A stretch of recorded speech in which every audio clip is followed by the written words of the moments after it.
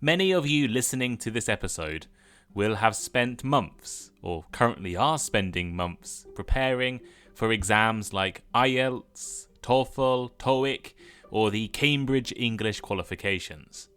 If you want to study abroad or get a new job or move country, passing an English proficiency test is often required. But do proficiency tests help you in your goal to become fluent in English? For some people, English exams provide a clear goal to motivate your study and to measure your language ability. But other people believe tests encourage memorisation. They reward test taking rather than your actual English ability, and they turn English into just another school subject. So in today's episode, I want to take a bit of a deeper look into testing. I want to look at the history of testing, why English has become one of the world's most tested subjects, and whether English proficiency exams actually improve education. If you want to practice speaking in English with me and other Thinking in English listeners, join the Thinking in English Conversation Club. The link is in the description, or go to patreon.com/Thinking in English. Here is today's vocabulary list. Standardized. Standardized. Made according to the same rules or system so that things can be compared fairly. For example, all students take the same standardized test under the same conditions. Meritocracy. Meritocracy. A system in which people succeed because of their abilities or achievements rather than their social background. As in, ideally, a meritocracy gives everyone an equal chance to succeed. Rote learning. Rote learning. Learning something through repetition and memorization rather than understanding it deeply. For example, rote learning can help students remember facts, but it does not always help them understand the subject. Efficient. Efficient. Working well without wasting time, money, or effort. As in, online tests are an efficient way to assess thousands of students. Retrieval. Retrieval. The process of remembering or getting information from your memory. For example, regular quizzes improve the retrieval of information from long-term memory. Transfer. Transfer. To use knowledge or skills learned in one situation in a different situation. For example, students should be able to transfer the English skills they learn in class to real-life conversations. Spontaneous. Spontaneous. Happening naturally and without being planned or prepared in advance. As in, speaking spontaneously in English can be difficult if you are used to preparing every sentence.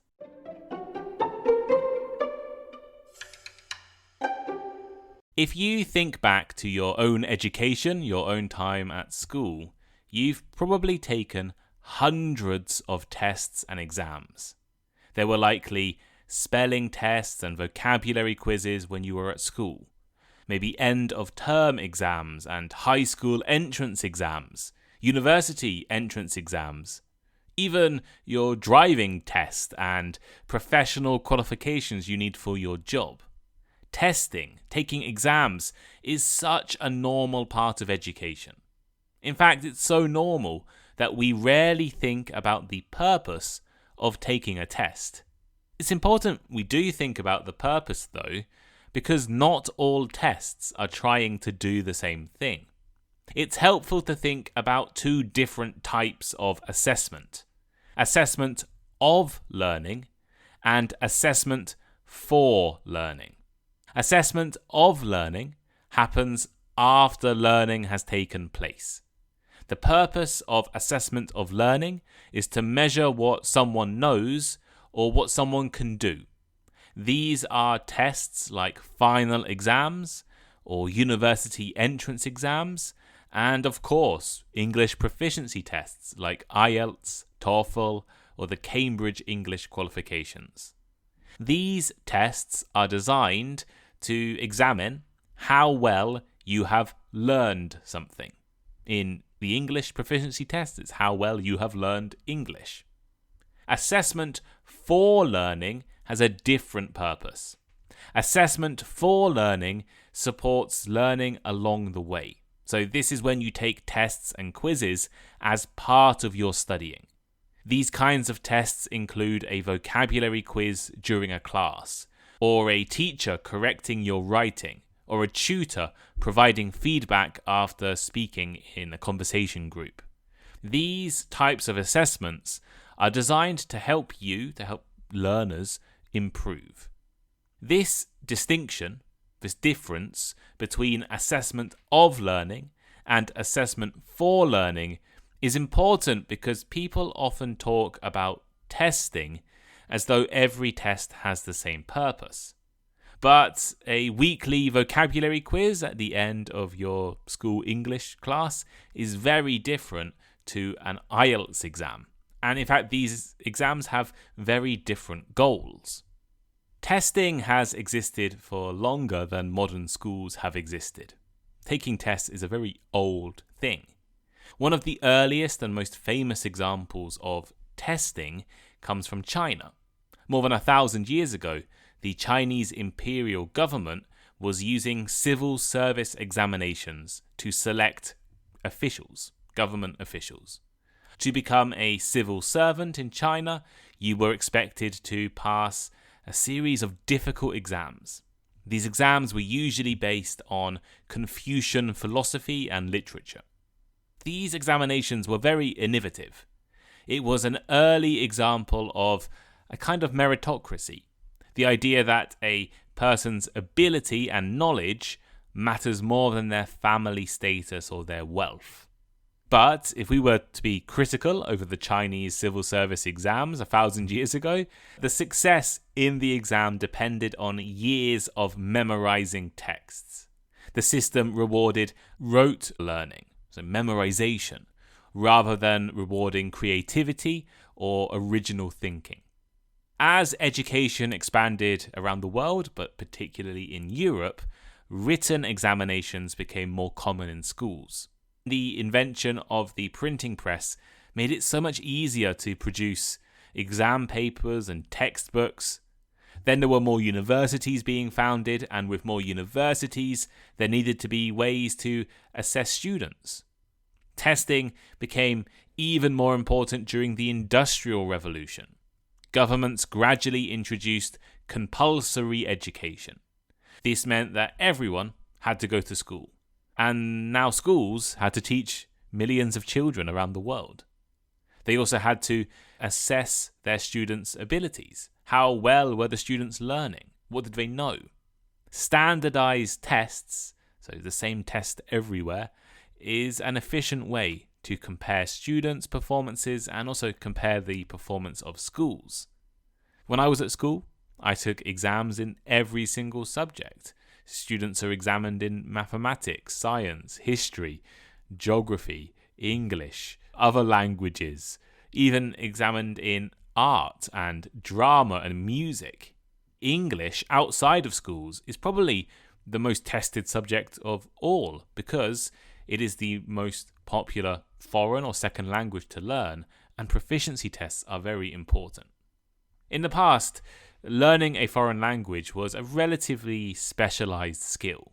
People would perhaps learn religious languages like Latin or Arabic, or maybe learn the language of countries they moved to or the language of their parents. Diplomats and merchants and scholars or travelers might study different languages, but for most people, there was little reason to study a foreign language. In the 20th century, English gradually became more important around the world. The British Empire initially took the language everywhere, and then the power and the influence of the United States has done similar things and spread English even further. Today, English is used in business, education, science, technology, aviation, and tourism. Millions of people need English. They need English to communicate, and they need to prove they can communicate in English.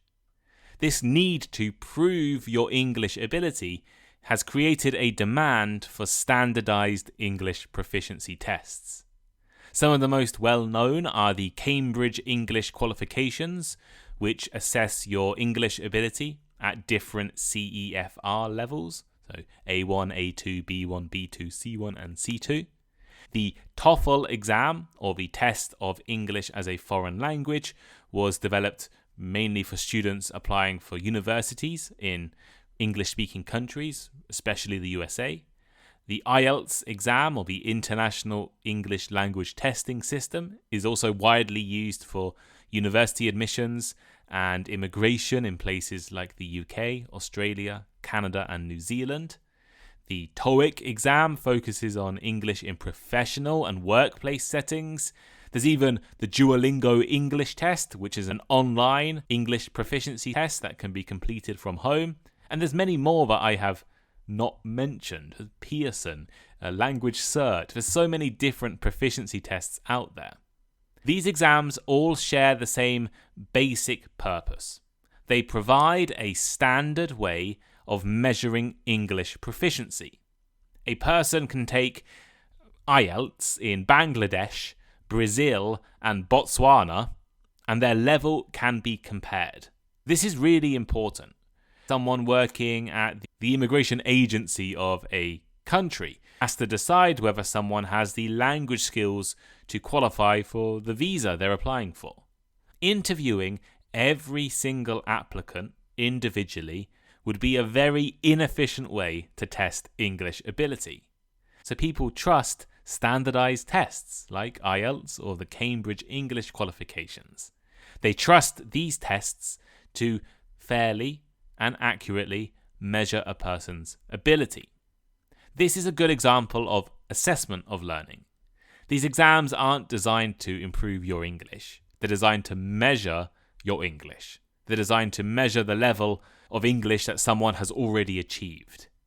In my personal experience, preparing for a language proficiency test and exam can be a genuinely positive experience. I've taken quite a few Japanese language proficiency tests in the past, and I've always found it quite rewarding to study towards a target. Having a test gives you a clear target to work towards. For example, you can aim for an IELTS score of 7.0 or a Cambridge C1 certificate. That is a specific goal, a specific objective. You can put your full focus and dedicate yourself to one target, passing that test. English tests also provide a common standard. If someone says they have a B2 or a C1 level of English, you can kind of understand their level. Universities and employers have a reasonable idea of what that means. Without a standardized assessment, without something like the CEFR scale, which grades people's ability, it would be so much harder to compare qualifications. Perhaps the strongest argument in favor of taking tests isn't actually about those high-stakes proficiency tests like IELTS or TOEFL. Educational research has consistently found something called the testing effect. The testing effect is also known as retrieval practice. The basic idea of the testing effect is that trying to remember information strengthens your memory. In fact, it strengthens your memory more than reading or reviewing information. Trying to remember vocabulary usually leads to a much better long-term understanding. This is why regular quizzes and regular practice tests are a really effective learning tool. They are actively helping you remember what you have learned. A short vocabulary quiz at the end of your English lesson is going to help you move new words into your long-term memory. Despite these benefits, testing, and English testing in particular, has plenty of critics. The most common criticism is something known as teaching to the test. This goes back to the main purpose of studying English. Are you studying English to become a confident English speaker and a confident English user? Or are you passing an exam in English just to graduate from high school, or just to get admitted to university, or just to qualify for a visa or get a new job? Formal English classes at school tend towards teaching to the test. Teachers get judged on their students' test results. They don't get judged on students' real-life English ability. This leads to pressure to focus on specific question types and specific exam conditions. The skills you need to pass an exam, like writing an IELTS-style answer, probably doesn't transfer to real-life communication.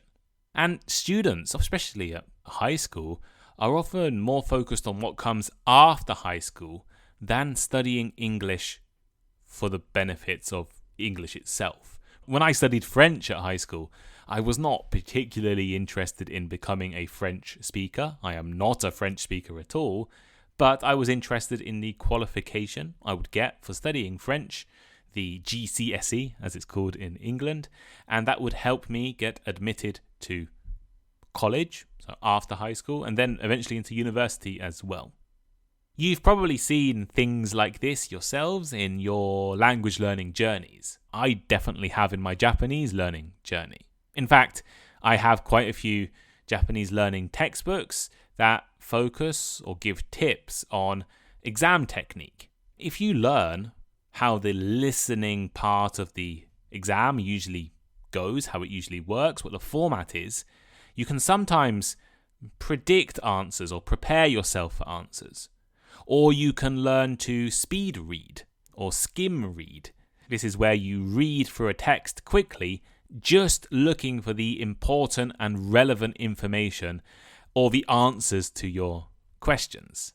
Or maybe you remember essay structures, you remember phrases, you remember a system of writing specifically for a test. These are all strategies that will help you pass an exam. But these strategies will not make you better at English overall. If you want to sit down and read a classic English novel like Pride and Prejudice and enjoy the experience of reading this great work of literature, the ability to speed read and skim read texts looking for important information isn't really helpful. You want to sit there and enjoy the writing. You don't want to look quickly through the page and pick out the information that's relevant to a question. Another criticism of exams is that these kinds of tests only measure part of a language. They only measure part of what it means to know a language. A good English speaker knows how to keep a conversation going, knows how to tell a story in an engaging way, how to understand humor and make jokes, how to adjust language for different situations. These skills are really difficult to measure in an exam. How can you test someone's comprehension of a joke or their ability to detect sarcasm? Testing also creates a lot of pressure and a lot of stress. You need to spend months preparing for that exam and probably spend a lot of money to take the exam. When I take my Japanese proficiency tests, I need to travel to a different city because there's no testing center where I live. I need to book a hotel for the night before and pay for my transport there. I need to pay the fee for taking the exam. And then there's a lot of pressure. In fact, your condition on that specific day, the specific day you take the test, is going to affect your performance. You might have caught influenza and then take the exam and fail badly. That's not a reflection on your actual ability. That is a reflection on your condition of the day. It's a reflection of how you were. You might have been really tired. You might have had a headache. There might have been someone coughing behind you throughout the listening test. Doesn't mean that you are a bad English speaker or have a bad understanding of English if you perform badly in a test. I had a friend at high school who was really intelligent in class and did really well in all of the practice tests, but he got so nervous in exams that he kept fainting during high school. He kept falling off his chair during our official standardized tests at the end of the year. The test, of course, did not reflect his actual ability, and eventually he was allowed to take exams in a room by himself, just with a teacher present, and his performance was so much better because he didn't have as much stress or pressure. He was allowed to be a bit more relaxed. Cost is another issue. English proficiency tests are expensive, and if you don't get the score you need, then you're going to have to take the test again. If you can afford to have a private tutor, or you can afford to take an exam multiple times, you will have an advantage over people with less money. The exam system, the way that English is measured, changes the style of teaching. The style of teaching moves towards activities that improve test scores. If you take classes with an IELTS specialty teacher, you will spend a lot of time working on exam preparation. That's probably what you want if you're taking classes with an IELTS teacher. But you will lose out on all of the other parts of language learning. You won't have as much opportunity for creativity. You won't have as much opportunity for spontaneous conversation. You might not even enjoy the class. And enjoyment is a really important part of learning. Many of the problems I've been mentioning appear when assessment of learning, instead of assessment for learning, dominates the education system.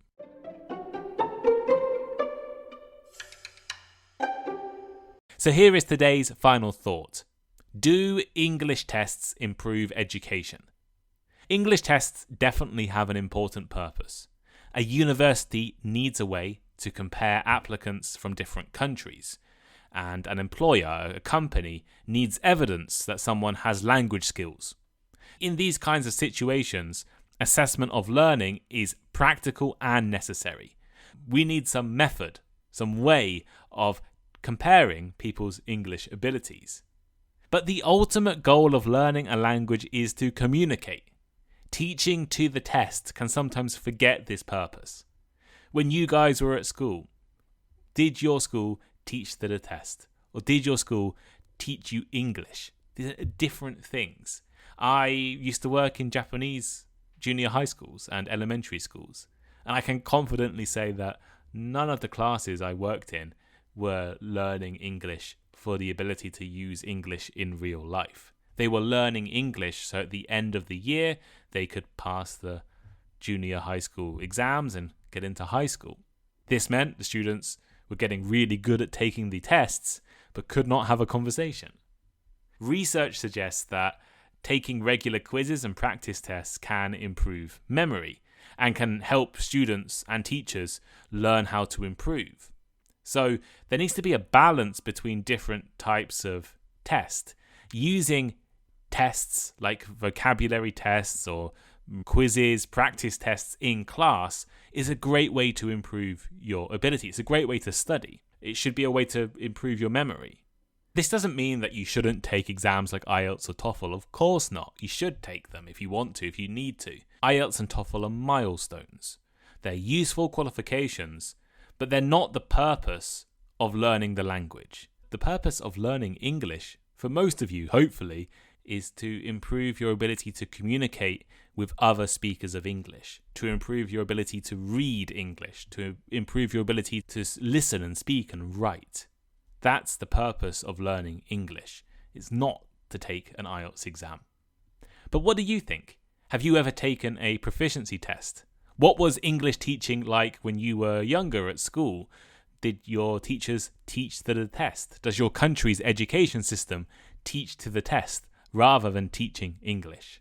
Let me know by leaving a comment. You can comment on Spotify or YouTube, or if you're a Patreon subscriber, comment on Patreon. If you want to improve your English speaking ability, join the Thinking in English Conversation Club. We meet every Tuesday and Thursday, 3 times each day, to communicate together in English. I choose a topic each week, usually connected to a previous episode, and we have a great conversation about that topic. If you want to meet other Thinking in English listeners, if you want to speak with people from around the world and speak with me as well, join the Thinking in English Conversation Club. The link is in the description or the bio, or go to patreon.com/thinking in English and join today. Thank you all so much for listening, and I'll speak to you next time. Goodbye.